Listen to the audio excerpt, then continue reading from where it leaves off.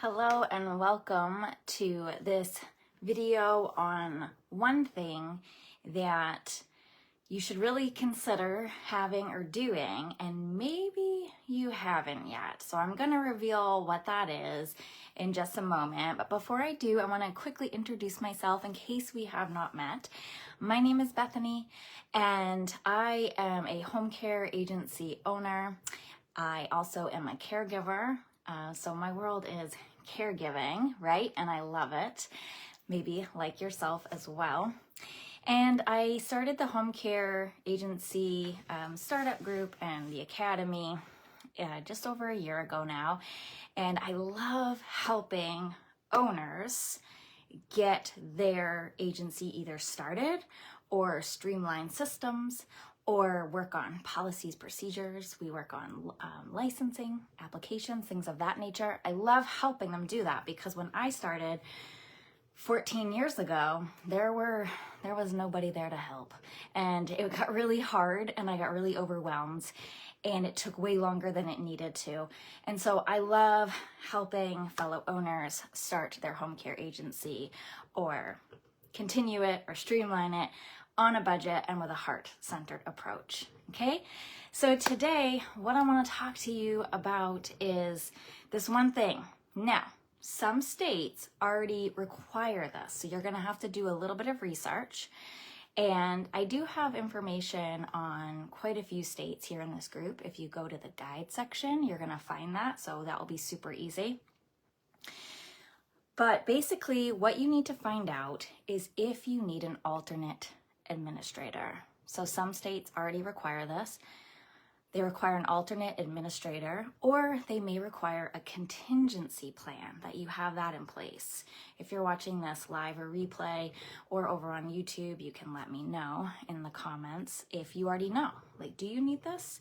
Or is this brand new language to you? You're not sure? Let me know. So an alternate administrator, what is that? Their job is to step in when you're not available. And that's the only time they step in. So if you're on vacation, if you're out sick, if you're out in the community doing meetings or promoting your agency and something goes down, your alternate at your agency, your alternate administrator can then step in and knows exactly how to act on your behalf. So they're your backup, right? And their responsibilities are to manage office staff and daily operational tasks. They assist staffing coordinator. I'm sorry if you can hear my bulldog. He's dreaming and snoring and doing all kinds of things behind me. So with recruitment, hiring, training, discipline, and terminations of frontline staff. They do client intakes, assessments, and home visits, okay? So if your state requires this, you may be going, oh my gosh, I gotta hire somebody else and I'm just getting started. This would be my suggestion to you. I would make sure that it's somebody I'm already hiring. So let's say I'm hiring somebody to do my HR. I'm gonna make sure they're duly trained. I'm gonna make sure that they can also be my backup in the event that I need that backup. So they're gonna be trained in everything that I do, but only when I'm not available. And that needs to be made extremely clear. They are not to act as administrator unless you are unavailable, right? Or it could be your care coordinator. They could also be your alternate administrator. So it doesn't have to be somebody that you hire separately for this, is what I want to say.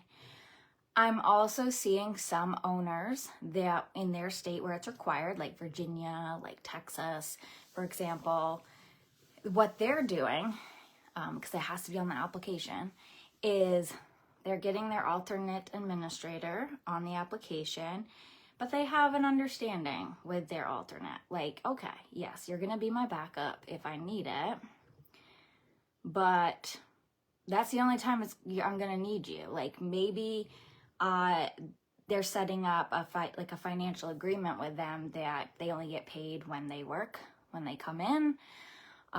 Maybe it's a yearly like fee of X amount of dollars that this person receives just to be kind of like on standby in the event of they're needed. And that would be in the event of, let's say that you go on vacation, or God forbid, something comes up medically and you're out for a week or for 2 weeks, right? And then they would step in. So that person, if you're hiring them in that capacity to kind of like, hey, I know you got your life, you got your job, but I want you as my alternate administrator, my backup in case I'm not available, then they would swoop in, but they would not be there for that day to day, right? So if you're out in the community having meetings, promoting your company, they would not be there to handle anything that comes up. But I will share with you that from experience, there's nothing that can't wait till you get back from a meeting, to be honest. So when I read this about different states and they're like, you got to have an alternate administrator to take over and they can do the day-to-day, like in that moment, in case you're not available, it's like, I don't know if I would have my alternate administrator do that. I would wait. I would just say, hey, make a little document, make a little note, let me know what's going on. We'll talk about it. We'll address it when I get back, either that day or if it can wait till the next day, right? So I think that it's very doable to work it out that way. So you can either have it be, you can have 3 options, right? You can hire an alternate administrator if your budget allows that. You can have your HR, your care coordinator be duly trained. You can even have your billing person if you want to be duly trained, so that way they're your alternate, and so you can put them down on the application. Or you can be like, hey, I'm putting you down. Is that, get their permission, obviously. And I'm going to pay you X amount of dollars to be my backup. I will give you notice when I'm going to need you, like when I'm going to be on vacation or something of that nature. Okay. So hopefully that all makes sense. Do let me know if you have some questions. So like I said before, some states do call it contingency, kind of the same idea, except for it's not as formal. So contingency means in the event you, the owner, administrator, some of you are owners and administrators, some of you are just owners and you have an administrator, so it's a little different. It all depends on your state's terminology and your state's requirements. When you go to your state website and look this up, just go to definitions, print off your definitions, because anytime you're reading through everything, that's like my biggest clue and ticket, especially as I'm reading through all the states here. Every state has different definitions on things and different terminology. So when you're reading through your policies and procedures to understand what they were asking of you, be able to pull up your definitions, that's what I do. I print everything out, pull up your definitions and be like, oh, okay, that's exactly what they mean.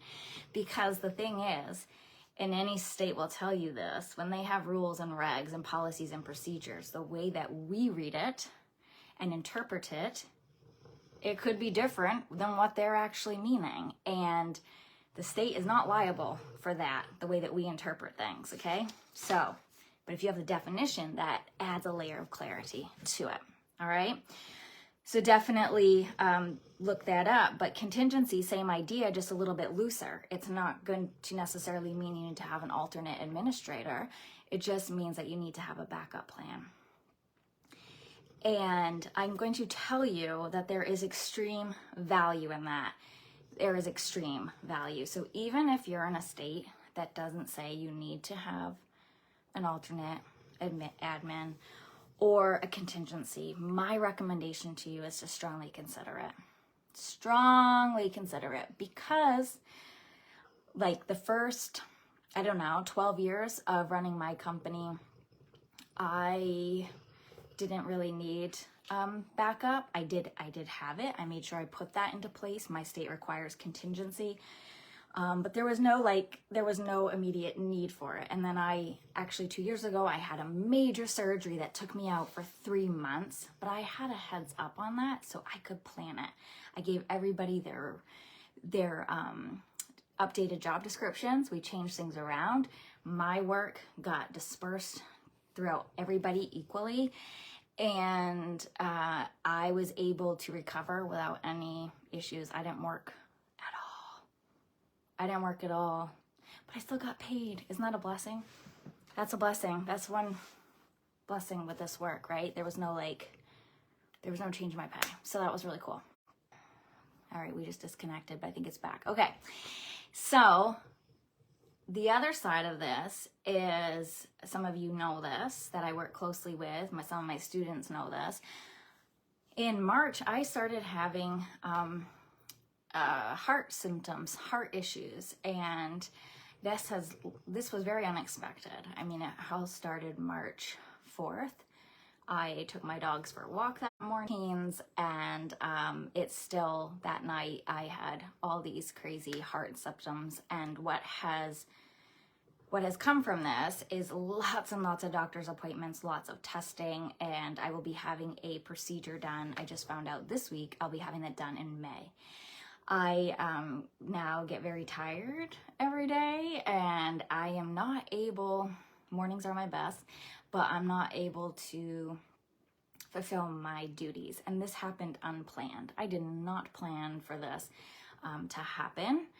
And so that's life. And it is just really eye-opening. And I'm really glad that I have my systems in place, and that my agency is not skipping a beat without me being as present as I would like to be or can be.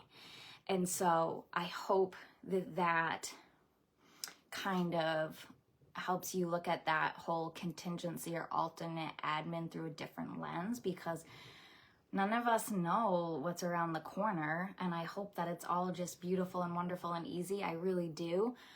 But making sure that your employees are taken care of, your clients are taken care of, and that your agency continues to run is so important, right? In case something comes up, in case something happens.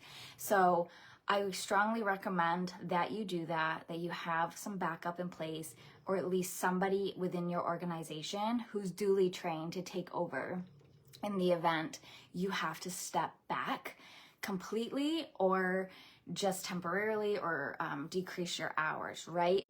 Sorry about that. The other thing that we're doing within our company currently is that we are having everybody get trained in everybody's position. So not only what I do, but my scheduler is creating her own manual on how she does scheduling, and how the little nuances of it, and the program of it, and things of that nature.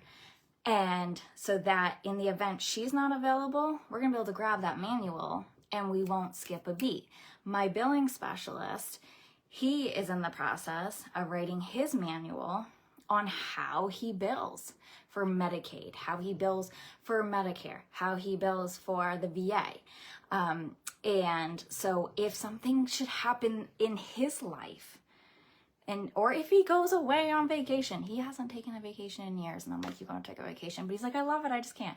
So anyway, that's a whole other thing. But we will know how to do his job. Same with HR.